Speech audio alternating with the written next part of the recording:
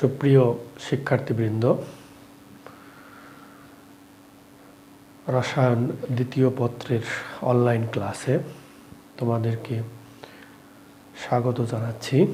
আমি মোহাম্মদ মনিরুল ইসলাম, প্রভাষক রসায়ন, সৈয়দ আফসার আলী ডিগ্রি কলেজ, মহেশপুর, বাকেরগঞ্জ, বরিশাল। প্রিয় শিক্ষার্থীবৃন্দ, আশা করি তোমরা সকলেই ভালো আছো, সুস্থ আছো। আমিও তোমাদের দোয়ায় ভালোই আছি। আজকে আমি তোমাদের সামনে যে বিষয় নিয়ে আলোচনা করব সে বিষয়টি হচ্ছে অ্যালকাইল হ্যালাইড।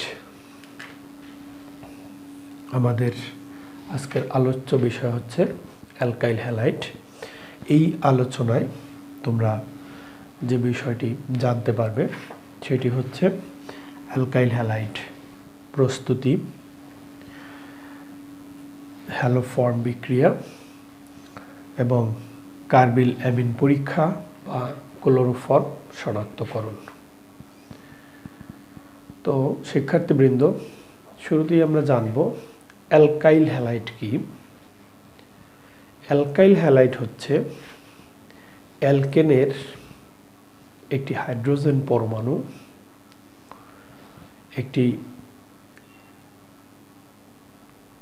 হ্যালোজেন পরমাণু দ্বারা প্রতিস্থাপিত হয়ে যে যৌগ গঠিত হয় সে যৌগটি হচ্ছে অ্যালকাইল হ্যালাইড। যেমন মিথেন,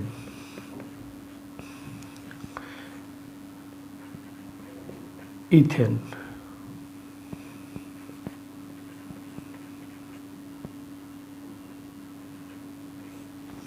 এগুলো হচ্ছে অ্যালকেন।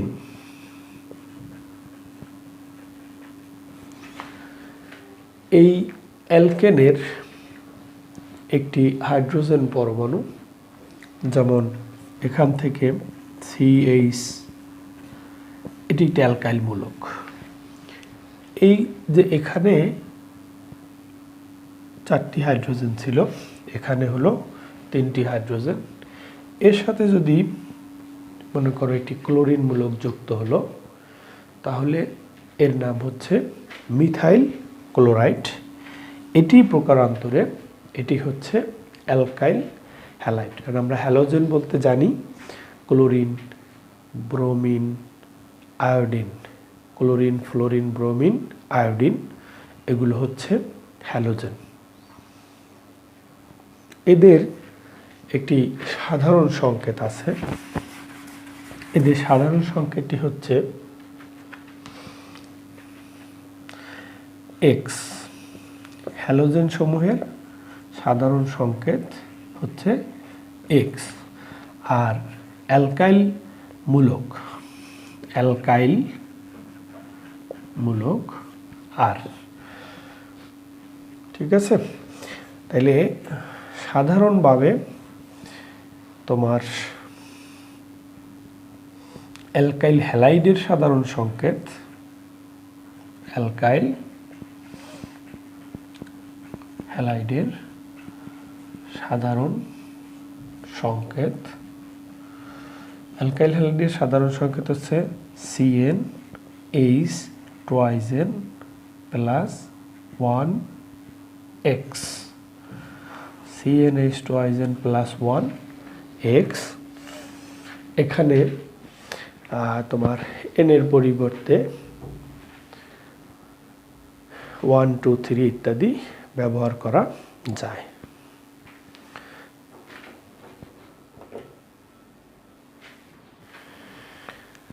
অ্যালকাইল হ্যালাইড সচরাচর অ্যালকিন এবং অ্যালকোহল থেকে প্রস্তুত করা যায়। অ্যালকোহল, অ্যালকেন এবং অ্যালকিন থেকে এদের প্রস্তুত করা যায়। তো প্রথমেই আমরা দেখব অ্যালকোহল থেকে কিভাবে অ্যালকাইল হ্যালাইড প্রস্তুত করা যায়। হ্যালোজেন অ্যাসিড ও অ্যালকেনের বিক্রিয়ায় অ্যালকাইল হ্যালাইড উৎপন্ন হয়। হ্যালোজেন অ্যাসিড এবং অ্যালকেনের বিক্রিয়ায় অ্যালকাইল হ্যালাইড উৎপন্ন হয়। এই বিক্রিয়ায় অ্যালকোহলের OH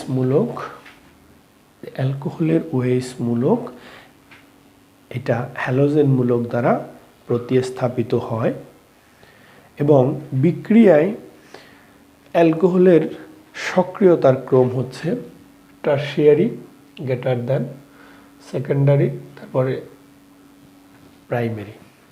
এবং হ্যালোজেন অ্যাসিড সমূহের মধ্যে যে সক্রিয়তার ক্রম হচ্ছে hydrogen halide HI greater than hydrogen bromide HBr greater than HCl। তো এখানে তোমরা দেখো ROH এটা একটা অ্যালকোহল, এখানে আর এর পরিবর্তে আমরা প্রয়োজন অনুসারে অ্যালকাইলমূলক ব্যবহার করতে পারবো। আর এটা HCl জিঙ্ক ক্লোরাইডের উপস্থিতিতে এই অ্যালকাইল হ্যালাইড উৎপন্ন হয়, ফসফরাস পেন্টাক্লোরাইডের উপস্থিতিতেও অ্যালকাইল হ্যালাইড উৎপন্ন হয় এবং ফসফরাস ট্রাইক্লোরাইডের উপস্থিতিতেও অ্যালকাইল হ্যালাইড উৎপন্ন হয়। এরপরে আসো অ্যালকেন থেকে। অতিবেগুনি রশ্মির উপস্থিতিতে বা 400 ডিগ্রি সেলসিয়াস তাপমাত্রায় অ্যালকেনকে হ্যালোজেনের সাথে বিক্রিয়া করলে অ্যালকাইল হ্যালাইড উৎপন্ন হয়। উল্লেখ্য, দেখো মিথেনের সাথে ক্লোরিনের বিক্রিয়ায় ধাপে ধাপে মিথাইল ক্লোরাইড, মিথিলিন ক্লোরাইড অর্থাৎ ডাইক্লোরাইড, ট্রাইক্লোরাইড, সর্বশেষ টেট্রাক্লোরাইড উৎপন্ন হয়। এই বিক্রিয়াটি এটি গুরুত্বপূর্ণ বিক্রিয়া, কারণ অ্যালকেন থেকে এই অ্যালকাইল হ্যালাইড উৎপন্ন হওয়ার এই প্রক্রিয়াগুলো একটি উদ্দীপকের মাধ্যমে তোমাদের পরীক্ষায় আসতে পারে। সুতরাং বিক্রিয়াটি সুন্দরভাবে লক্ষ্য রাখবে এবং ভালোভাবে তোমরা মনোযোগ সহকারে এটি পড়বে। এরপরে আমরা দেখি অ্যালকিন থেকে। অ্যালকিনের সাথে হাইড্রোজেন হ্যালাইডকে বিক্রিয়া করানো হলে মার্কোনিকভের নীতি অনুযায়ী অ্যালকাইল হ্যালাইড উৎপন্ন হয় এবং হাইড্রোজেন পারক্সাইডের উপস্থিতিতে বিপরীত মার্কোনিকভ নীতি ঘটে, এটা তোমরা জানো। এখানে দেখো এই অ্যালকিন এটি হচ্ছে প্রোপিনের সাথে হাইড্রোজেন ব্রোমাইডের বিক্রিয়ায় উৎপন্ন হলো 2-ব্রোমোপ্রোপেন, উৎপন্ন হচ্ছে 2-ব্রোমোপ্রোপেন। এটি মার্কোনিকভের নীতি, সেখানে আমরা এটি আগেই আলোচনা করেছি যে মার্কোনিকভের নীতি অনুসারে এই হাইড্রোজেন ব্রোমাইডের এই H+ এবং Br- এই ঋণাত্মক অংশটি কম হাইড্রোজেন বিশিষ্ট কার্বনের সাথে যুক্ত হয়ে একটি যৌগ গঠন করে এবং সেটি হচ্ছে কি 2-ব্রোমোপ্রোপেন। কিন্তু এটি যখন হাইড্রোজেন পারক্সাইডের উপস্থিতিতে ঘটে, অর্থাৎ হাইড্রোজেন পারক্সাইডের প্রভাবে এই বিক্রিয়াটি ঘটে, তখন এটি হচ্ছে এখানে উৎপন্ন হচ্ছে 1-ব্রোমোপ্রোপেন। তখন এই অংশটা বা এই বিক্রিয়াটি হচ্ছে বিপরীত মার্কোনিকভের নীতি এবং এটিকে বলা হয় খারাস নীতিও আমরা বলে থাকি। সুতরাং এই বিক্রিয়াটি কিন্তু এটিও একটি ইম্পর্টেন্ট বিক্রিয়া। আমরা অ্যালকেনেও তোমার অ্যালকিনের যে বৈশিষ্ট্যসূচক বিক্রিয়াগুলো তার মধ্যে সম্পর্কে আলোচনা করেছিলাম। এরপরে দেখো হ্যালোফর্ম বিক্রিয়া। হ্যালোফর্ম বিক্রিয়া হচ্ছে মিথেন অণুর 4টি হাইড্রোজেন পরমাণুর মধ্যে 3টি হ্যালোজেন পরমাণু দ্বারা প্রতিস্থাপিত হলে উৎপন্ন যৌগকে হ্যালোফর্ম বলা হয়। মিথেন অণুর 4টি হাইড্রোজেন পরমাণু এর মধ্যে 3টি হ্যালোজেন পরমাণু দ্বারা প্রতিস্থাপিত হলে উৎপন্ন যৌগকে বলা হয় হ্যালোফর্ম, যেমন ক্লোরোফর্ম, ব্রোমোফর্ম, আয়োডোফর্ম। তবে ফ্লোরিন হ্যালোফর্ম গঠন করে না, ফ্লোরিনটি হ্যালোফর্ম গঠন করে না, এটি তোমাদের মনে রাখতে হবে। তোমরা দেখো এখানে আমি একটি বিক্রিয়া দেখাচ্ছি।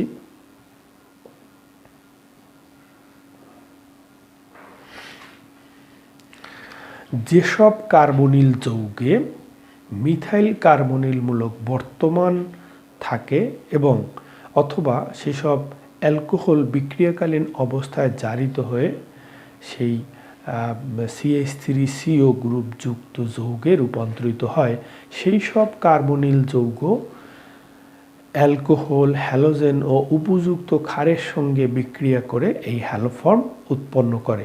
আর এই বিক্রিয়াটিকেই মূলত হ্যালোফর্ম বিক্রিয়া বলা হয়। আমি আবারও বলছি, যেসব যৌগে মিথাইল কার্বনিলমূলক যুক্ত থাকে সেসব অ্যালকোহল বিক্রিয়াকালে সেসব বর্তমান থাকে অথবা যেসব অ্যালকোহল বিক্রিয়াকালীন অবস্থায় জারিত হয়ে মিথাইল কার্বনিল গ্রুপযুক্ত যৌগে রূপান্তরিত হয়, সেই সব কার্বনিল যৌগ বা অ্যালকোহল হ্যালোজেন ও উপযুক্ত ক্ষারের সঙ্গে বিক্রিয়া করে হ্যালোফর্ম গঠন করে। এই বিক্রিয়াটিকে বলা হয় হ্যালোফর্ম বিক্রিয়া। যেমন দেখো, এই CH3 এটা একটা কিটোন, ডাইমিথাইল কিটোন, এর সাথে ক্লোরিন সোডিয়াম হাইড্রোক্সাইডের উপস্থিতিতে এটা ক্লোরোফর্ম তৈরি করে সাথে অন্যান্য উৎপন্ন হয়। এই বিক্রিয়াটি হচ্ছে মূলত হ্যালোফর্ম বিক্রিয়া। তো তোমাদের যদি পরীক্ষায় আসে যে হ্যালোফর্ম বিক্রিয়া কাকে বলে বা হ্যালোফর্ম বিক্রিয়া কি, তাহলে কিন্তু তোমাদের এই বিষয়টি লিখতে হবে। আর হ্যালোফর্ম কি সেটি আমরা বলছিলাম যে মিথেনের 4টি হাইড্রোজেন থেকে যদি 3টি হাইড্রোজেন কোনো হ্যালোজেন পরমাণু দ্বারা প্রতিস্থাপিত হয়ে যে যৌগ গঠন করে সেই যৌগটি হচ্ছে হ্যালোফর্ম বা। আর এই ঠিক একইভাবে এই বিক্রিয়াটি যেভাবে হয়, অর্থাৎ কার্বনিল যৌগে মিথাইল কার্বনিলমূলক বর্তমান অথবা যেসব অ্যালকোহল বিক্রিয়াকালীন অবস্থায় জারিত হয়ে এই মিথাইল কার্বনিল গ্রুপ রূপান্তরিত হয় অথবা সেই সব কার্বনিল যৌগ বা অ্যালকোহল হ্যালোজেন ও উপযুক্ত প্রভাবকের উপস্থিতিতে বিক্রিয়া করে ক্ষারের সঙ্গে বিক্রিয়া করে হ্যালোফর্ম গঠন করে, বিক্রিয়াটিকে বলা হয় হ্যালোফর্ম বিক্রিয়া। যেমন অ্যালডিহাইড, তোমরা জানো aldehyde CH3CHO, aldehyde, ketone, ethanol, এই সমস্ত যৌগ হ্যালোফর্ম বিক্রিয়া দেয়। তবে অ্যাসিটামাইড, acetyl chloride, ethyl acetate, acetic anhydride, acetic acid, এই যৌগগুলোতে মিথাইল কার্বনিল গ্রুপ যুক্ত থাকা সত্ত্বেও এরা কিন্তু হ্যালোফর্ম বিক্রিয়া দেয় না। কারণ এই যৌগগুলোতে যে মিথাইল কার্বনিল গ্রুপ যুক্ত আছে এর সাথে কার্বন বা হাইড্রোজেন পরমাণু যুক্ত না থাকায় এরা এই কার্বনিল যৌগই নয়, এদেরকে কিন্তু আমরা কার্বনিল যৌগ বলতে পারি না। তাহলে তোমাদের হয়তো একটি সংক্ষিপ্ত প্রশ্ন এখানে থাকতে পারে, মনে করো অ্যাসিটাইল ক্লোরাইড বা ইথাইল অ্যাসিটেট বা অ্যাসিটিক অ্যাসিড কেন তোমার হ্যালোফর্ম বিক্রিয়া দেয় না? এর কারণ হচ্ছে এদের মধ্যে মিথাইল কার্বনিলমূলক যুক্ত গ্রুপ আছে, কিন্তু তারা এই গ্রুপটি কার্বন পরমাণুর সাথে যুক্ত না থাকার কারণে কি হয়, এদেরকে কার্বনিল যৌগ বলা হয় না, তাই এরা হ্যালোফর্ম বিক্রিয়া দেয় না। এরপরে আমরা দেখব ক্লোরোফর্ম শনাক্তকরণ বা কার্বিলামিন পরীক্ষা।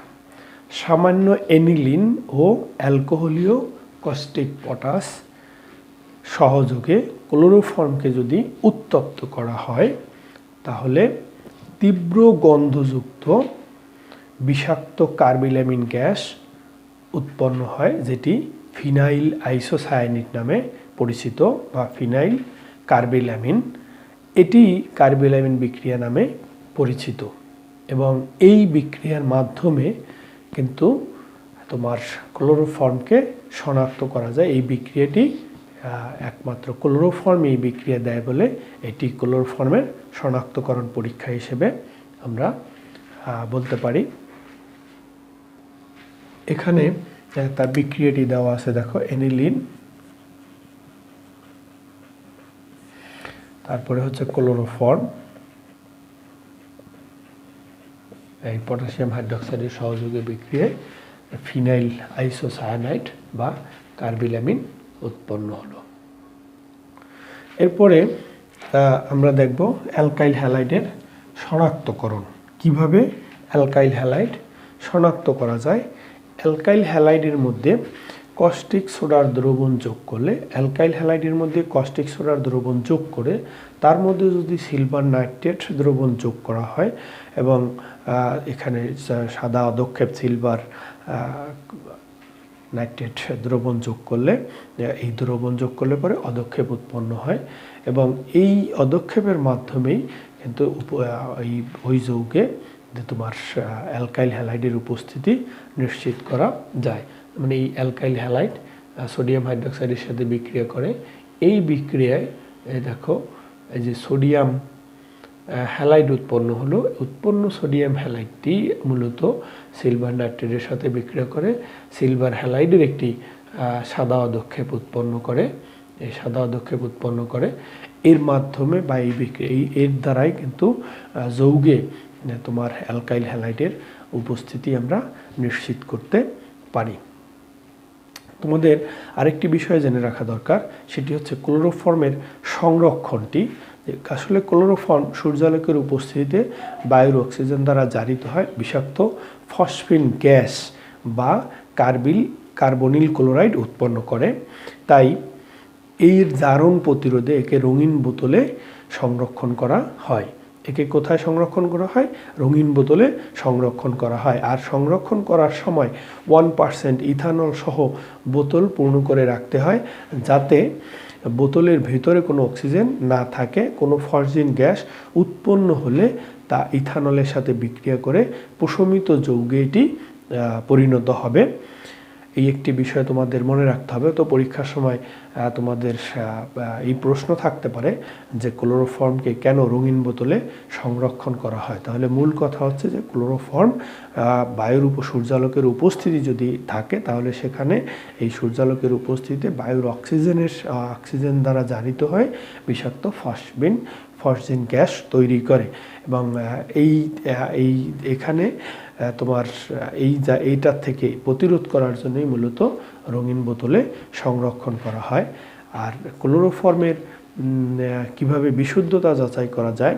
ক্লোরোফর্ম ব্যবহারের পূর্বে এর বিশুদ্ধতা যাচাই করা দরকার, কারণ একটি টেস্ট টিউবে সামান্য একটু নমুনা নিয়ে তার মধ্যে কয়েক ফোঁটা সিলভার নাইট্রেট যদি আমরা যোগ করি, যদি সাদা অদক্ষেপ পড়ে, তাহলে বুঝতে হবে ক্লোরোফর্মটি বিশুদ্ধ নয়। আর যদি কোনো অদক্ষেপ দৃশ্যমান না হয় তাহলে বুঝতে হবে ক্লোরোফর্ম বিশুদ্ধ, কারণ ফসফিন গ্যাস তৈরি হলেই কেবল সহ উৎপাদক হিসেবে HCl উৎপন্ন হয়, যা সিলভার নাইট্রেটের সাথে বিক্রিয়া করে সিলভার ক্লোরাইডের সাদা অদক্ষেপ সৃষ্টি করে। সুতরাং আমরা এই দুটি বিষয় আমাদের একটু জেনে রাখতে হবে। এই ক্লোরোফর্ম অত্যন্ত গুরুত্বপূর্ণ একটি যৌগ এবং এই ক্লোরোফর্মটি কিভাবে সংরক্ষণ করতে হয় এবং এই ক্লোরোফর্ম কিভাবে বিশুদ্ধ কিনা তা কিভাবে যাচাই করতে হয় সে বিষয়টি তোমাদের একটু জ্ঞাতার্থে বা তোমাদের জানার সুবিধার্থে আমি তোমাদের সামনে উপস্থাপন করলাম। প্রিয় শিক্ষার্থীবৃন্দ, আজকের এই আমাদের আলোচনার মাধ্যমে তোমরা যে বিষয়গুলো জানলে সে বিষয়গুলো তোমাদের পাঠ্য বইয়ের থেকে